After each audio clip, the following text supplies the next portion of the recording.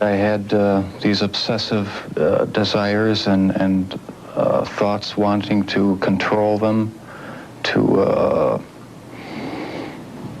I don't know how to put it, possess them permanently. And that's why you killed them? Right, right.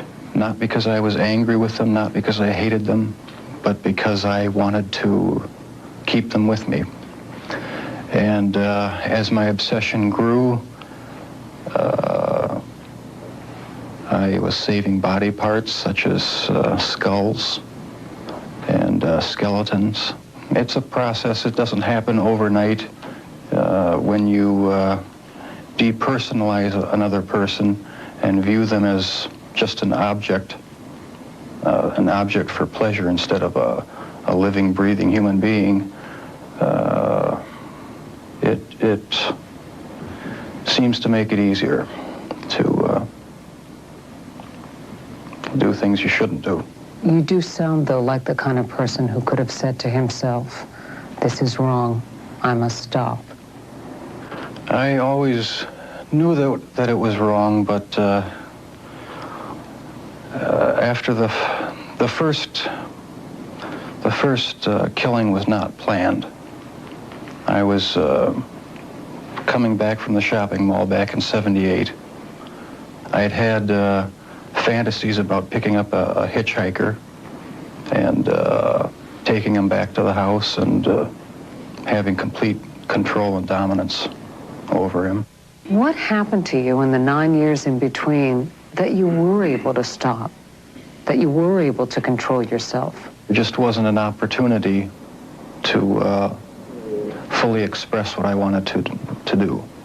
There was just not the physical opportunity to do it then.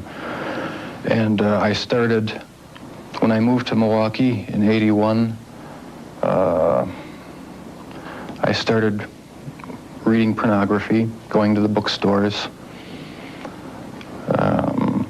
Eventually that led to frequenting the gay bars. And then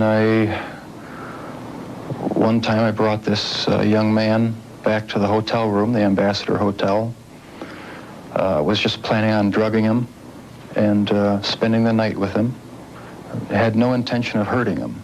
When I woke up in the morning, he had a broken rib here. I was heavily bruised. Apparently I had beaten him to death with my fists. And you have no memory of it? I have no memory of it. But that's what started the whole spree all over again. When you killed these men, afterwards, were you repulsed?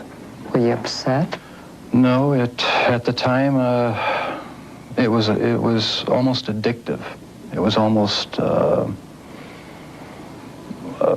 surge of energy. I wouldn't have to worry about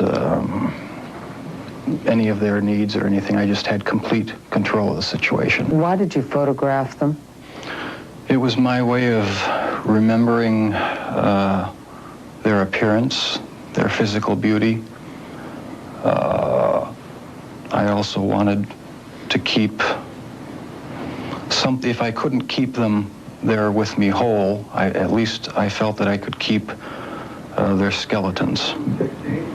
And I even went so far as planning on setting up an altar with the 10 different skulls and skeletons. And what was the purpose of the altar going to be?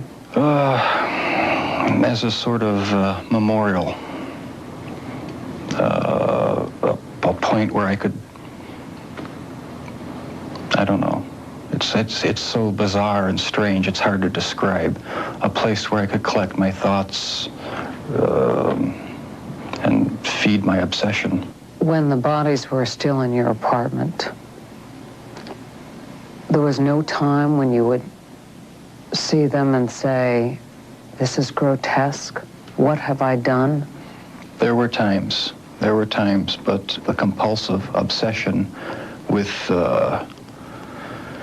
doing what I was doing overpowered any feelings of revulsion. Before you went out to pick up a man, was there any kind of ritual you went through?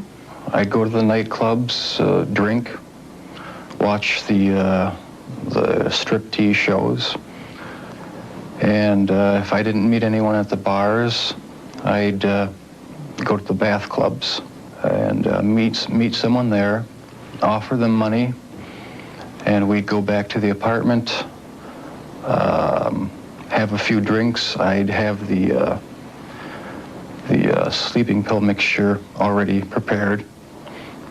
Person would drink it, fall asleep, and that's when they would be strangled. I felt so hopelessly evil and perverted that I actually derived a sort of pleasure from watching that tape. Did you like feeling evil? No, I didn't, but I had tried to overcome the thoughts, and it worked for a while, but eventually I gave in.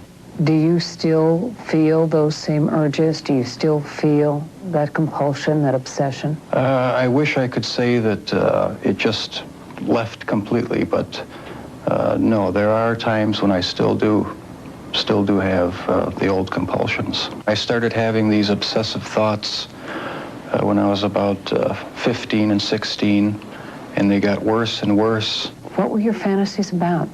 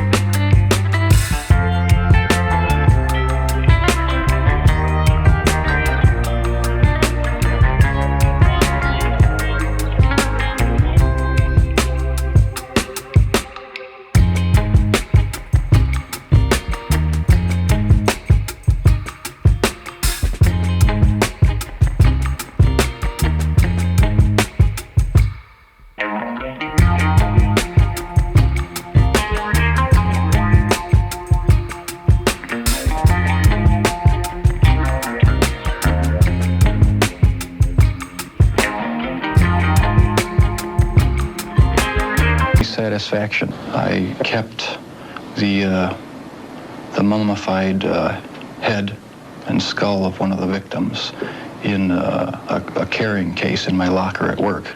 Were you almost flaunting it? Yes, but that's how strong the compulsion was. That's how bizarre the desire was. I wanted to keep something of the person with me. Do you know what started it? Was there any kind of incident that you can remember? To this day, I don't know what started it.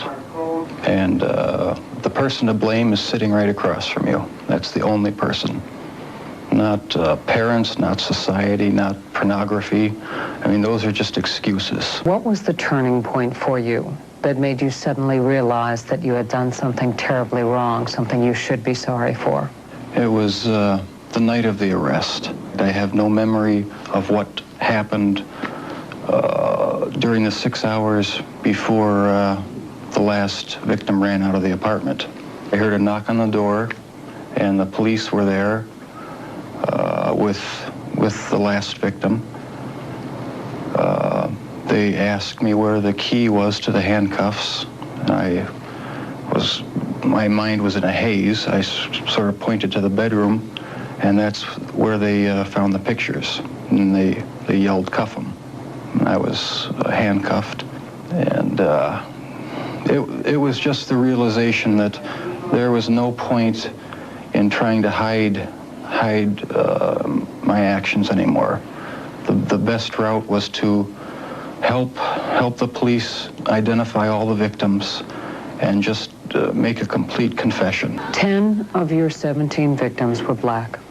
Were they racially motivated? It was crimes? not racially motivated. It was not sexual preference. It was just to find an obsession with the best-looking young man I could find. Never understood it. There was no use trying to fight it because I couldn't rid myself of it. It was too powerful and persistent. Do you dislike it? Yes, it's caused a lot of problems for me. A lot of conflicts and unanswered questions.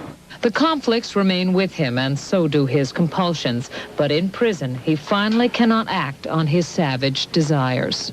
If you were out on the street now, would you still be committing the crimes? Probably. If this hadn't happened, there's no doubt I probably would be. I can't think of anything that would have stopped me.